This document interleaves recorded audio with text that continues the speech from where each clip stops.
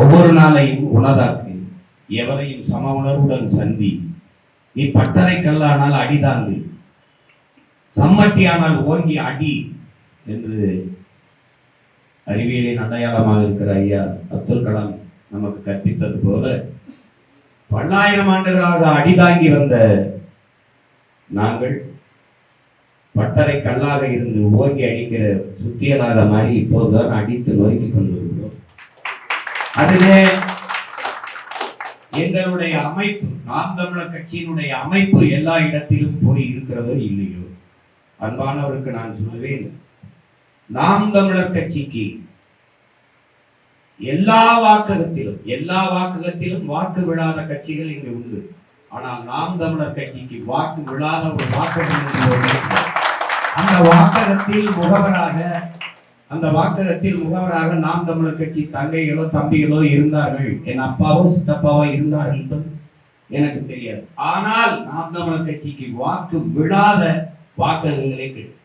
2024 பாராளுமன்ற தொகுதி தேர்தலிலே 40 தொகுதிகளையும் வென்ற, தமிழ்நாட்டில் 39 தொகுதிகளையும் வென்ற திமுகவை விட பல வாக்ககங்களில் நாம் தமிழர் கட்சிக்கு வாக்குதி, பல வாக்ககங்களில் வாக்கு. அதை நீங்கள் கவனித்து பார்க்க வேண்டும். அதை எடுத்து பார்த்தீர்கள் என்றால் தெரியும். ஈரோடு கிழக்கிலே இன்னைக்கு சொல்லுகிற என் தம்பி கூட டிவிகேக்கும் டிஎம்கேக்கும் தான் போட்டி, டிவிகேக்கும் டிஎம்கேக்கும் தான் போட்டி என்கிறார். ஆனால் விக்கிரவாண்டியிலும் ஈரோடு கிழக்கிலும் நடந்த இடைத்தேர்தல்களில் இவர்கள் யாருமே நிற்கவில்லை. அங்கே உண்மையிலே போட்டி என்டிகேக்கும் டிஎம்கேக்கும் தான் போட்டி. நாம் இங்கே போட்டி கூட்டத்தை வைத்து கட்சி வைத்தெல்லாம் கருத்தியல் புரட்சி, கருத்தியல் மோதல், ஒரு கருத்தியல் போர். இந்தியமா, திராவிடமா, தமிழ் தேசியமா? அந்த போட்டியில் இங்கே ஒரு ரெண்டே போட்டி தான். ஒன்னு இங்கே திராவிடரா தமிழரா, திராவிடமா தமிழ் தேசியமா? தமிழ்நாட்டிற்குள் இந்த ரெண்டு கருத்தியல் போட்டி தான். ஒரு பக்கம் பெரியார் தான் எல்லாம், ஒரு பக்கம் என் இனத்தின் முன்னோர்கள் எல்லாரும் எங்களுக்கு பெரியார், எல்லாமே பெரியார் ஒரு பக்கம், எங்கள் இனத்தின் ஒவ்வொருவரும் எங்களுக்கு பெரியார். அப்படி பார்த்தால் இங்கே அமர்ந்திருக்கிற பேராயர் ராஜா சிங் எங்கள் இனத்தின் இன்னும் 10 ஆண்டுகள் அடித்து என் பிறந்தார்கள், என் இனத்தின் பிள்ளைகளுக்கு பெரியார். தாழ கிடப்போரை தற்காத்து நிற்பதுதான் தர்மம் என்று போதித்த என் பாட்டனார் வைகுந்தரும் எங்களுக்கு பெரியார். வாடிய பயிரை கண்ட போதெல்லாம் வாடினேன் என்ற வல்லதார் பெருமகன் எங்களுக்கு பெரியார். அப்படி பல்லாயிரக்கணக்கான பெரியார். சொந்த பெரியார் 1000 இருக்கும்போது இங்கிருந்த வந்ததற்கு எனக்கு பெரியார். இது ஒரு பாட்டம். இந்த கோட்பாட்டு மோதல் தான் ஊழல், லஞ்சம், உண்மை, நேர்மை. இங்க அதுதான் மும்மொழி கொள்கை அவனுக்கு, இருமொழி கொள்கை இவனுக்கு, எனக்கு ஒரே மொழி கொள்கை என் தாய்மொழி தான். போட்டி இங்க போட்டி அதுதான். அதனால இங்க இந்த கருத்தியல் புரட்சியை, கருத்தியல் போரை கவனத்தில் எடுத்துக்கணும். இங்க கூட்டம் அல்ல கொள்கை, கூட்டம் அல்ல அரசியல். உயர்ந்த நோக்கமும் கொள்கையும் கோட்பாடும் தான். முதல்ல அரசியல் என்று பேச வருகிறவர்களுக்கு அரசியல் என்றால் என்ன என்ற கேள்வி எல்லாரும் தமிழ் சொந்தங்கள், ஊடக உறவுகள் வைக்கணும். அரசியல்னா என்ன அது சொல்லுங்க அப்படின்னு சொல்லணும். அரசியல் என்றால் என்ன? அரசியல் என்பது ஒரு வாழ்வியல். அறிவியல், புவியியல், உயிரியல், இயற்பியல் போல, வேதியியல் போல அது ஒரு வாழ்வியல். மொழி, கலை, கலாச்சாரம், பண்பாடு, வழிபாடு, வேளாண்மை, கல்வி, கல்விக்கேற்ற வேலை, வேலைக்கேற்ற சம்பளம், அதை கொண்டு வாழ்கிற பெருமை மிக்க வாழ்வு. காட்டு வளம், கனிம வளம், கடல் வளம், மலை வளம், மண் வளம் எல்லாவற்றையும் பாதுகாப்பது, பெண்ணிய உரிமை, தொழில் வளர்ச்சி, பொருளாதார மேம்பாடு, இவற்றை எல்லாம் உள்ளடக்கியது. எல்லாவற்றையும் உள்ளடக்கிய ஒற்றை சொல்தான் அரசியல். அது எப்படி? அரசியல் என்பது முழுக்க முழுக்க மக்களுக்கான சேவை. பெருந்தலைவர் காமராஜர், அரசியல் என்பது மக்களின் மீது அதிகாரத்தை செலுத்துகிற விவகாரம் அல்ல, அது மக்களுக்கு ஆற்றப்படுகிற தொண்டு. என்னுயிர் தலைவர் மேதகவே பிரபாகரன் இதையெல்லாம் வாசித்து நேசித்து உருவாக்கி வந்த அவர்கள் உடன் பிறந்தவர்கள், அவர்கள் பிள்ளைகள். நாங்கள் ஒரு கோட்பாட்டை முன்வைக்கிறோம். அரசியல் என்பது எல்லா உயிர்களுக்குமான தேவையும் அதை நிறைவு செய்யும் சேவையும். இதுதான் எங்களுடைய அரசியல். நாம் தமிழர் கட்சி எல்லா மக்களுக்கும், அரசியல் எல்லா உயிர்களுக்கும், தலைமை அதிகாரம் எப்போதும் தமிழருக்கு. இதுதான் எங்கள் இதிலே பாரதிய ஜனதாவோடு தேர்தல் உடன்பாடு வைப்பீர்களா? அப்படின்னு வைப்பதாக இருந்தால் இந்த 15 ஆண்டுகளில் எவ்வளவு அழுத்தம், எவ்வளவு நெருக்கடி வந்திருக்கும், வைத்திருக்க மாட்டேனா என்ற கேள்வியை அரை விழுக்காடு, கால் விழுக்காடு இருக்கிறவர்களோட அவர்கள் பேசும்போது 8.5 விழுக்காடு 36,50,000 வாக்கெடுப்பிருக்கிற மகனை பேசியிருப்பார்களா? பேச மாட்டார்கள். எங்களுடைய தத்துவம் 2010 என் இனச்சாவை கண் முன்னாடி பார்த்தோம். 2008 பிப்ரவரி மாதத்திலே என் தலைவரோடு நின்ற மகன் அங்க இருந்து வந்து 2/9/8/9 போர் முடிந்தது. எந்த மே 18ஆம் தேதி எல்லாம் முடிந்தது, தமிழினம் வீழ்ந்தது என்று சொன்னார்களோ அதே 10வது ஆண்டு 2010 ஓராண்டு சிறையில் இருந்து வெளியிலே வந்து மதுரையிலே தொடங்கினோம் இந்த கட்சியை. நாம் தமிழர். ஏன்? நாங்கள் இந்து, இஸ்லாம், கிறிஸ்தவர் இந்த மதங்கள் எங்கள் அடையாளம் அல்ல. நாங்கள் வழிபாட்டுக்காக ஏற்றிருக்கிற சமயங்கள் மாற்றுங்கள். நாங்கள் தேவர், தேவேந்திரர், நாடார், கோடார், வன்னியர், பறையர், செட்டியர், முதலியார், பிள்ளை, உடையார், முத்தரையர் இதெல்லாம் சார்ந்திருக்கிற சமூகங்கள். இவை என் அடையாளம் அல்ல. இவை எங்களை பிளந்து பிரிக்கிறது. ஆனால் எப்போது நாங்கள் வலிமை அடைகிறோம்? தமிழர் மொழி இனமாக இணைகிற போது ஒரு தேசிய திரட்சிக்குள் நாங்கள் பெரும் வலிமை பெறுகிறோம். இதுதான் எங்கள் அடையாளம். என் இன சாவி எங்களுக்கு உணர்த்தியது. பல்லாயிரக்கணக்கான பிணங்கள் அதற்கு இடையிலே பிரசவிக்கப்பட்ட பிள்ளைகள் திரும்பி பார்த்தல் பின்னால் எனக்கென்று என் தலைவன் கற்பித்தான். உலகத்தில் நமக்கென்று ஆதரவு கடன் விட்டவோ, நமக்கென்று குரல் எழுப்பவோ எவர் மற்ற நிலையில் தனித்து விடப்பட்ட தமிழ் தேசியத்தின் மக்கள்,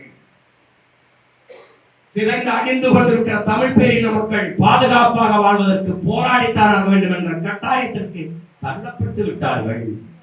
இந்த வரலாற்றின் பேரமைப்பில் இருந்து, பெரும் பணியில் இருந்து தமிழ் இளம் தலைமுறையினர் விலகி செல்ல முடியாது.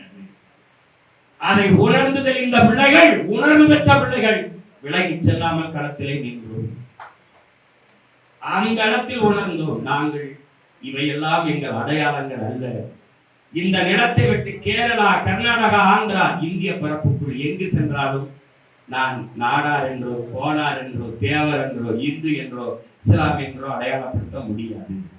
இந்த நிலத்தை விட்டு Africa, America, Australia, France, Germany, Denmark, Swiss, Norway எங்கே போனாலும் நீ யார் என்ற கேள்விக்கு நான் இந்து அப்படி என்றால் போடா மந்து என்று சொல்வார். நான் கிறிஸ்தவன், நான் இஸ்லாம், நான் தேவர், தேவேந்திரன் என்று என்னை அடையாளப்படுத்திக்கிற முடியாது. நான் யார் என்றால் நான் தமிழன். இதுதான் எங்கு பிறப்பிலும் தமிழன் தமிழனே, இங்கு பிறப்பிலும் அயலான் அயலானே என்று புரட்சி பாவலன் பாடி. அதுதான் அப்போது என் அடையாளம். ஈழத்திலே என் இனம் கொன்றொழிக்கப்பட்ட போது நாங்கள் எங்கள் வாழ்விடங்களை இழந்து பிரதேசங்களுக்கு ஏதிரிகளாக இடம்பெயர்கிற போது இந்துவாக வந்தோம், இஸ்லாமியராக வந்தோம், கிறிஸ்தவராக வந்தோம், வெள்ளாளர்களாக வந்தோம், தேவர்களாக, நாடார்களாக வந்தோம் என்று சொல்லவில்லை. தமிழ் அகதிதான், தமிழ் ரிஃப்யூஜி தான். நீங்க நல்லா சொன்னீங்க. ஈழத்தில் செத்து விழுகும்போது கொத்து கொத்தாக செத்து விழுந்தோம். 500 கிறிஸ்தவர், 500 இஸ்லாம், 50 இந்து, 100 மீனவர், 100 நாடார், 100 கோனார், 100 தேவர் விழுந்தார் என்று 7 நாடும் பதிவு செய்யவில்லை. தமிழர்கள் செத்தார்கள், தமிழர்கள் கொல்லப்பட்டார்கள். இந்திய கடலுக்குள் மீன்பிடிக்க செல்கிற போது 850 மீனவன் கொல்லப்பட்டிருக்கிறான். மீன்பிடிக்க சென்ற இஸ்லாம், மீன்பிடிக்க சென்ற கிறிஸ்தவன், மீன்பிடிக்க சென்ற இந்து என்று எவனும் எழுதவில்லை. தமிழ் மீனவன் கொல்லப்பட்டான். இப்போதையும் உடன் பிறந்தார்களே ஒன்றை உணருங்கள், நாம் பிணமாக விழும் போதும் இனமாகத்தான் விழுந்திருக்கிறோம் என்பதை அன்றைக்கு அந்த நாம் தமிழர் என்ற அரசியல் பேர் இயக்கத்தை தொடங்குகிற போது நான் விட்டது இன்றும் தட்டி பாருங்கள். எந்த காலத்திலும் நாம் தமிழர் கட்சி, இந்திய கட்சி, திராவிட கட்சிகளோடு தேர்தல் உடன்பாடு வைக்காது. அந்த நிலைப்பாட்டிலே 15 ஆண்டுகளாக இன்றும் இருக்கிறேன். இந்த தேர்தலிலே 26 234 தொகுதியிலும் போட்டியிடும் 117 பெண்கள், 117 ஆண்கள், அதில் 134 பேர் வெறும் இளைஞர்கள், 25 30 வயதுக்குட்பட்ட இளைஞர்கள், ஆக சிறந்த கல்வியாளர்கள், அதிலே ஒடுக்கப்பட்ட, நிராகரிக்கப்பட்ட நாவிதர், குயவர், மன்னர், இப்படி இந்த தமிழ் சமூகத்திலே ஆதி தமிழ் குடிகள் எவரவர் நிராகரிக்கப்பட்டிருந்தாரோ அவர்களுக்கெல்லாம் தேர்தலில் நிற்க வாய்ப்பு அப்படி பெரும் மாறுதலை இந்த நிலத்திலே செய்கிறோம். இப்போதும் தனித்து நிற்போம். 29 தேர்தலிலும் தனித்து நிற்போம். ஏன் தனித்து நிற்போம்? தனித்துவத்தோடு நிற்போம். நீ வலிமை உள்ளவனாக ஆக வேண்டுமா? தனித்து நின்று போராடுகிறான்.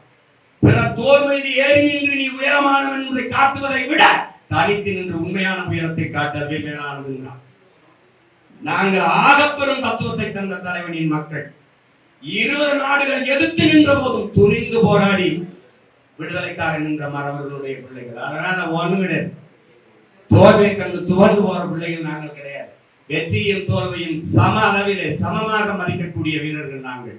எங்களுக்கு ரெண்டும் ஒண்ணுதான். அதனால எந்த காலத்திலையும் தேர்தல் உடன்பாடு கிடையாது. அது ஒவ்வொரு தடவையும் நீங்க கேட்டே இருக்கீங்க, நான் ஒவ்வொரு தடவையும் பதில் சொல்லிட்டே இருக்கேன். அதனால இனிமேல் இறைமகன் இயேசு மேல் ஆணையா எவரோடும்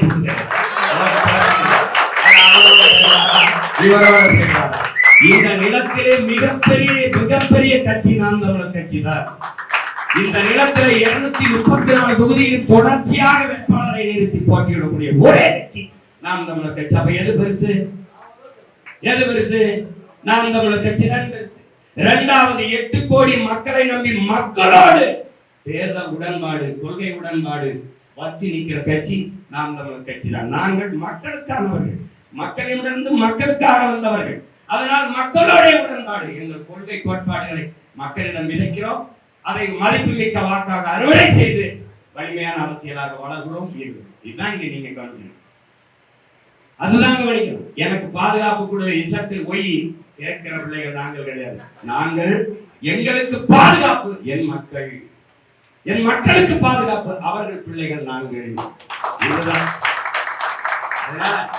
இனி ஒரு கேள்வி, இதே மாதிரி கேள்வி என்னிடத்தில் வைத்து உங்கள் நேரத்தையும் என் நேரத்தையும் வீணடிக்க வேண்டாம் என்று அன்போடு கேட்டுக்கொள்கிறேன். வேற ஏதாவது கேட்கணும். நன்றி.